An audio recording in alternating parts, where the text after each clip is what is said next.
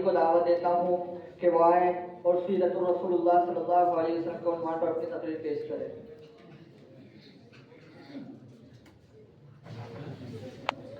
نحمده ونصلي على رسوله الكريم اما بعد فاعوذ بالله من الشيطان الرجيم بسم الله الرحمن الرحيم لا يأتيه الباطل من بين يديه ولا من خلفه تنزيل من حكيم حميد صدق الله العظيم۔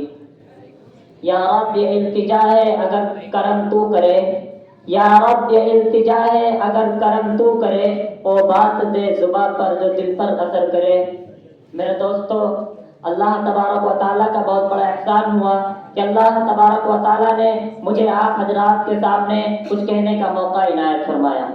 میرے دوستو، میں نے خطبے کے دوران ایک آیت پڑھی تھی، اس ایک آیت کے علاوہ اللہ تبارک و تعالیٰ نے سیرت نبوی صلی اللہ علیہ وسلم کے ہر پہلو کو، ہر گوشے کو اس کے تمام کمال و جمال کے ساتھ اس انداز میں رکھ دیا ہے جیسے کہ دریا کو کوزے میں رکھ دیا ہو۔ وہ آیت کیا ہے؟ وہ آیت یہ ہے وَمَا أَرْسَلْنَاكَ إِلَّا رَحْمَةً لِّلْعَالَمِينَ۔ میرے دوستو، رب کائنات کے بعد سب سے بڑے محسن ہمارے والدین نہیں ہے، ہمارے دوست و احباب نہیں ہے، ہمارے ساتھی و ہم نشی نہیں ہے، ہمارے اہل و عیال نہیں ہے، بلکہ دنیا کے سب سے بڑے محسن اعظم وہ ہے جس کے چشمہ حیات سے گلشن انسانیت نے زندگی پائی، گیتے ہستی نے کفر و شرک جیسے خطرناک طوفان سے چھٹکارا پایا، سینکڑوں گاہوں پر ٹکنے والی پیشانیوں نے ایک معبود حقیقی کی بارگاہ میں سجدہ ریز ہونے کا ڈھنگ سکھا، جس سے میری مراد سید الابرار محمد مصطفیٰ صلی اللہ علیہ وسلم کی ذات گرامی ہے، جنہوں نے ہمیں ایک خدا سے ملایا، خدا کا جلوہ دکھایا، جنہوں نے فلک کی بلندی پر، زمین کی پستی پر، سورج کی چمک پر، جھگنوں کی دمک پر، پھولوں کی مہک میں عرفان ربانی کرائی، جنہوں نے قطروں کی تراوات میں عرفان ربانی کرائی، جنہوں نے چرواہوں کو امام اور رہبر بتایا، جو انسانیت کے غمخوار، مظلوموں کے مددگار، پیاسروں کے آسرا، بیواؤں کا سہارا، یتیموں کے والی، غریبوں کے مولا، درد مندوں کے درما تھے۔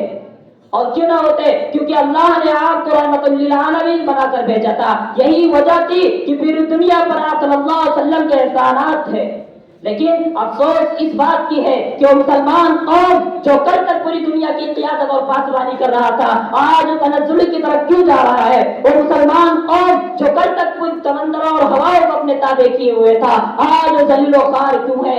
اور مسلمان قوم جس کی ایک آواز پر چند پرندے نے چند لمحوں میں جنگل کے جنگل خالی کر دیے تھے، آج ایک چیونٹی بھی اس کا حکم ماننے کے لیے تیار کیوں نہیں ہے؟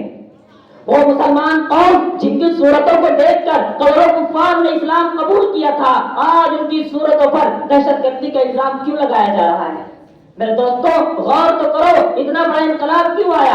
کیونکہ جب تک مسلمان نبی کے طریقے پر تھا، ہدایت پر کامیاب تھا، جب تک مسلمان صحابہ کے طریقے پر تھا، ہدایت پر کامیاب تھا، جب تک مسلمان قرآن و حدیث کی روشنی میں فیصلے کرتا تھا، دنیا اس کی فیصلے کو مانتی تھی، جب تک مسلمان ان طریقوں پر جیا اور تب کامیابی کی زندگی جی، اور جب مرے تو کامیابی کی موت مرے۔